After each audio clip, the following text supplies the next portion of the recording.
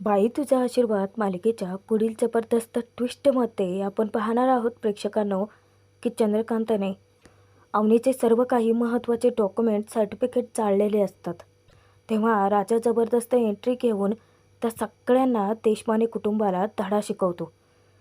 अवनी पण आता चंद्रकांतशी असलेले संबंध तोडून निघून येते आणि त्यावेळेलाच तिचा सामना होतो तो म्हणजे विवानसोबत.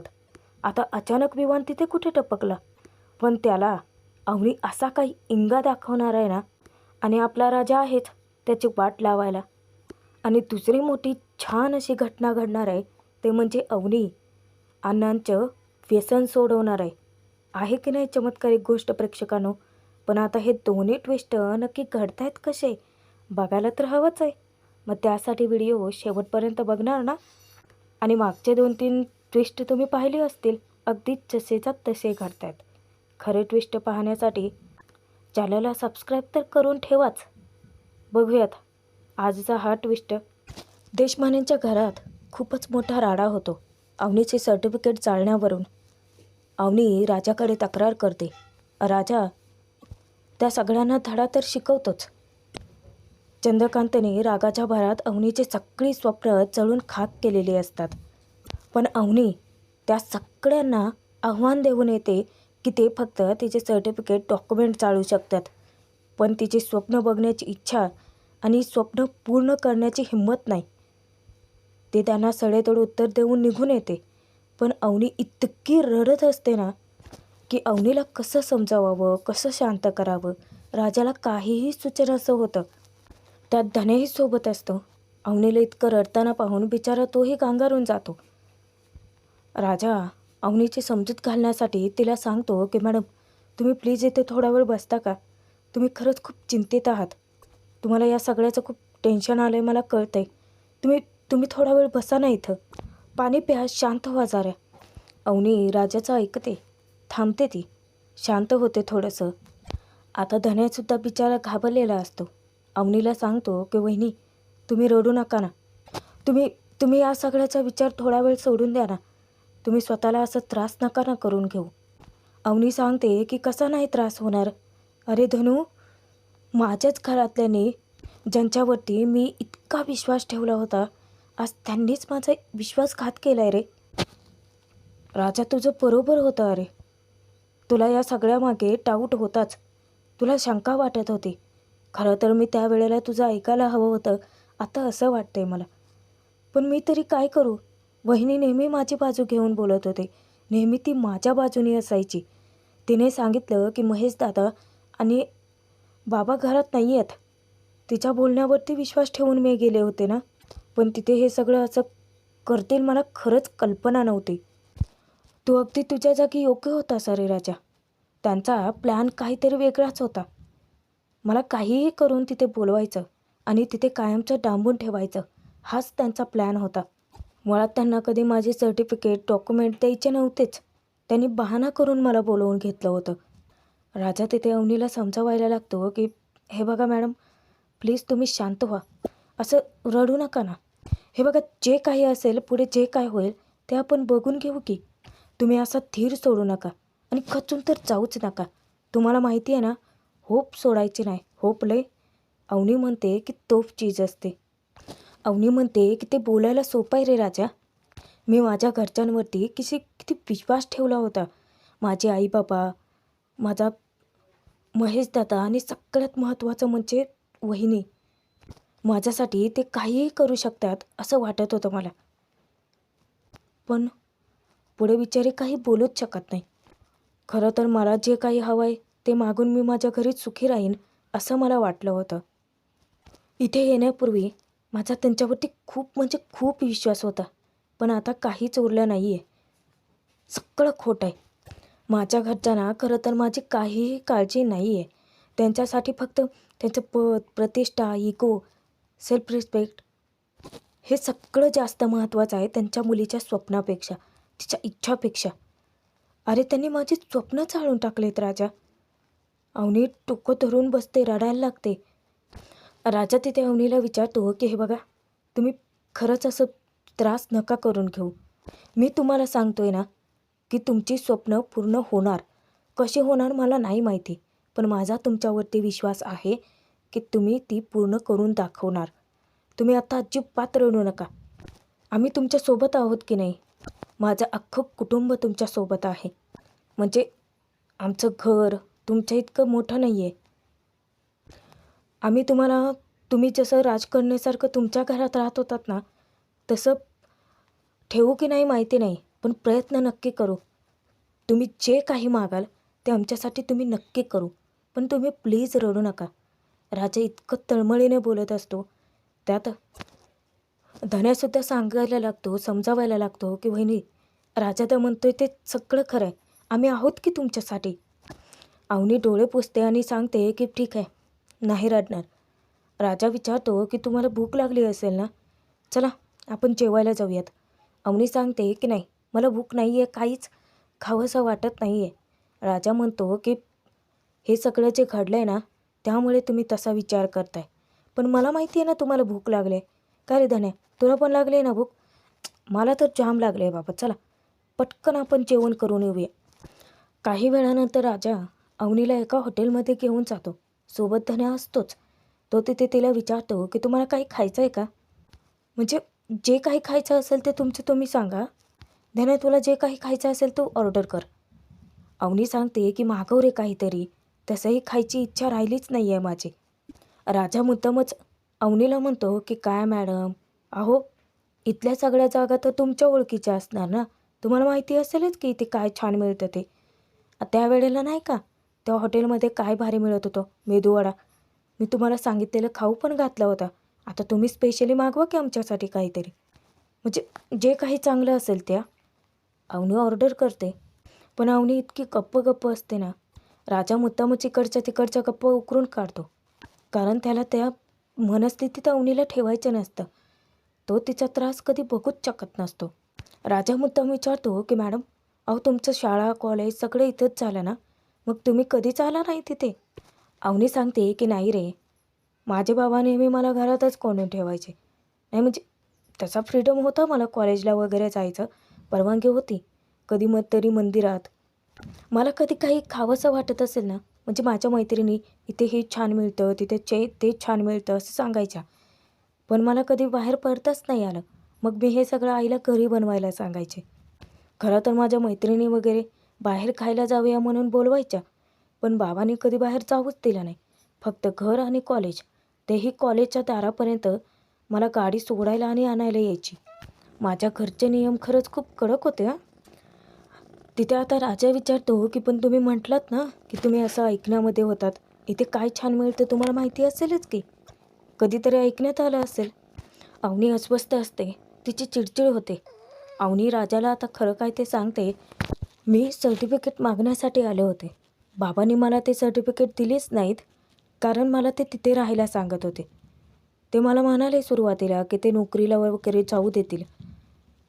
पण त्यानंतर ना महेश दादाने विषय काढला म्हणून ना, खरं तर ना ते माझ्या दुसऱ्या लग्नाबद्दल बोलत होते माहिती आहे. राजा धक्क्याने विचारतो की लग्न? अवनी सांगते की हो, शेवटी कुणाशी? त्या विवानसोबतच, त्या सायकोसोबत. राजा धक्क्याने विचारतो की काय? अवनी सांगते की हो. तेव्हाच मला भीती वाटायला लागली. माझ्या एक गोष्ट लक्षात आली की जर मी इथे राहिले तर ती पुन्हा मला त्या जबरदस्तीच्या प्रकरणात अडकवतील. खरं तर बाबा तुझ्यासोबत घटस्फोट घ्यायचं सांगत होते मला. राजाच्या पायाखालची जमीनच हादरते. या भीतीने मी इतकी घाबरले की महेश दादा आणि आईने तर मला पकडून ठेवलं होतं. घरात खोलीत लॉक करायचं असंही म्हणत होते. राजा म्हणतो की मला फक्त समोर इतकंच दिसलं की तुमचे सगळे डॉक्युमेंट चाळलेत, पण त्याआधी इतकं सगळं घडलं होतं मला माहीत नव्हतं. तिथे धन्या पण सांगतो की या राजा अरे मला तर काहीच माहीत नव्हतं. त्या लोकांनी मला घराच्या बाहेर थांबवलं होतं. मी दाराला कान लावून ऐकण्याचा प्रयत्न केला होता खरं तर. म्हणजे मला वहिनींची काळजी वाटत होती ना, ते जबरदस्ती ओढून घेऊन गेले होते आतमध्ये. बाहेर इतका आवाज असा काही येतच नव्हता. अवनी सांगते की ज्या वेळेला मी हे सगळं करायला नकार दिला, मी तिथे राहायचंच नाही असं ठरवलं, म्हणून बाबांनी त्यांच्या इगो पुढे, त्यांचा मेल इगो हर्ट झाला ना, म्हणून त्यांनी माझी सगळी सर्टिफिकेट चाळून टाकले. राजाला सुद्धा खूप राग येतो हं. राजा अवनीला सांगतो की तुमचे वडील असतील ते, पण त्यांचं वागणं मला खरंच पटलेलं नाही आहे. आपल्या मुलांची स्वप्न अशी कोण चाळून खाक करतं? पण मॅडम, तुम्ही असं धीर खचून जाऊ नका. तुम्ही उलट हिमतीनं उभं राहा आणि करून दाखवा त्यांना. त्यांना कळूच द्या ना की तुम्ही सगळे सर्टिफिकेट चाळले, स्वप्न उद्ध्वस्त करायचा प्रयत्न केला, तरीसुद्धा तुम्ही थांबणाऱ्यातला नाही आहेत. तुमचं साम्राज्य उभं करून दाखवा. तुमचं स्वप्न पूर्ण करून दाखवा. तेही त्या लोकांच्या नाकावर टिचून. अवनी सांगते की तू बरोबर बोलतोयस राजा. आधी मला खरंच मनापासून खूप काळजी वाटायची. सतत त्यांची आठवण येते. पण आता खरंच सगळंच संपलंय. त्यांना वाटतं ना की मी नोकरीवर जाऊच शकणार नाही. पण आता मी त्यांना दाखवेन, मी नोकरी करणार. त्यांच्यासमोर मी माझं स्वप्न पूर्ण करून दाखवणार. मी एक सांगू का? त्यांना त्रास देऊन मी घर सोडून आले, या विचाराने मला खूप अपराधी वाटायचं. खूप खूप गिल्ट होतं अरे माझ्या मनात. पण आता मला काहीच वाटत नाही आहे. कारण सगळंच संपलं आहे. मला अजिबात वाटत नाही आहे. मी घर सोडून गेले म्हणून बाबांसाठी मी कायमची मेली असं म्हणत होते. सतत मला टोमणे मारत होते, वाईट बोलत होते. मला त्यावेळेला इतका त्रास व्हायचा ना राजा. पण आता मला त्यापैकी कोणाचीच गरज वाटत नाही आहे. कोणीच नको आहे मला. आता माझ्यासाठी असं झालं आहे की तुम्ही कोण आणि मी कोण. मी माझं घर आता कायमचं सोडलं आहे. इतक्यातच त्यांची ऑर्डर येते. त्यावर धन्या म्हणतो की वहिनी, असं नका ना म्हणू की तुमचं कोणीच नाही आहे. आम्ही आहोत ना तुमच्यासोबत. आमचं अख्खं घर आहे. यापुढे असा विचार कधीच करू नका. तुम्ही जेवून घ्या आणि पोट भरून खा. राजा मुद्दामच म्हणतो की हो हो, खा खा. आणि तसंही आता पैशाची काळजी करायचीच नाही आहे ना. अवनी घालतच हसते आणि जेवायला सुरुवात करते. इतक्यातच यशोदाचा राजाला फोन येतो. यशोदा घाबरतो आणि तो विचारतो की राजा, सगळं ठीक आहे ना रे? अरे तू इथून काही गडबडीमध्ये गेला. काही प्रॉब्लेम झाला आहे का रे तिथे? काही समस्या, काही संकट? बोल ना राजा, मला भीती वाटू राहिली रे. राजा सांगतो की यशोदा, तू शांत हो बरं आधी. अरे काही प्रॉब्लेम झाला नाही आहे. यशोदा विचारतो की तू तू तू कुठे आहेस आता? आणि अवनी आहेत ना तुझ्यासोबत? काय झालं आहे नक्की तिकडं राजा? राजाला आता सध्या तरी यशोदाला टेन्शन द्यायचं नसतं. म्हणून तो सांगतो की यशोदा, अरे काळजी करू नकोस. ते आहेत माझ्यासोबत, धन्या पण आहे. अरे भूक लागली होती म्हणून आम्ही एका हॉटेलमध्ये आलो आहे जेवायला. जेवण झालं ना की आम्ही पटकन गाडी पकडू आणि येऊ. यशोदा विचारतो की राजा, अडचण नाही आहे ना काही तिथं? राजा सांगतो की नाही यशोदा, अरे काहीच प्रॉब्लेम नाही आहे. आम्ही येतो आहे तिकडे. यशोदा सर्टिफिकेटबद्दल विचारतो की तेव्हा राजा सांगतो की यशोदा, आल्यावर बोलतो ना मी. भूक पण लई लागले रे, कावळे ओरडू राहिले पोटात. आणि तो पटकन फोन ठेवून देतो. आता फोन ठेवणार राजा. यशोदा विचारतो की ऐक ना, अवनी सुरक्षित तर आहेत ना? आता तू आहे सोबत म्हटल्यावर काळजी नाही आहे मला. पण राजा, अवनीला विचार ना. नाही म्हणजे त्यांना बसने प्रवास जमणार आहे ना? का मी एखादी गाडी पाठवून देऊ? राजा सांगतो की यशोदा, अरे मी आहे ना सोबत. तू कशाला काळजी करतोय? मी घेऊन येतो त्यांना. यशोदा सांगतो की ठीक आहे. पण जर खरंच काही लागलं तर मला फोन कर हां राजा. राजा ठीक आहे ठीक आहे सांगून फोन ठेवून देतो. अवनी विचारते की काय झालं? तेव्हा राजा सांगतो की काय नाही. ते मग काही गडबडीत निघलो होतो ना मी. मला काळजी वाटत होती तुमची.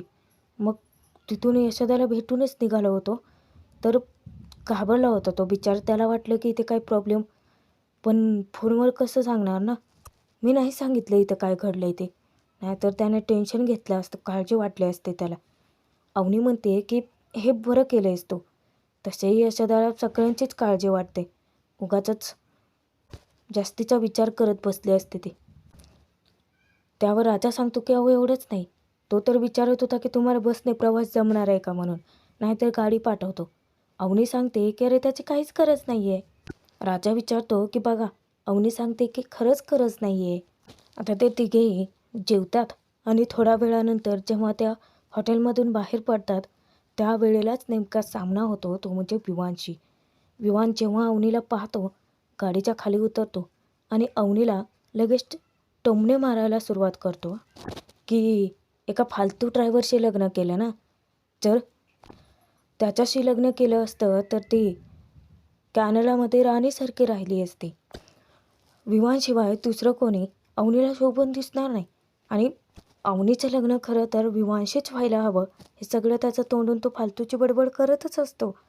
पण तेव्हा अवनी त्याला असं सडेतोड उत्तर देते ना, की ती त्याला सुनावते की काय रे विवान, नाही म्हणजे तुला आधी खरंच लाज वाटत नाही आहे ना?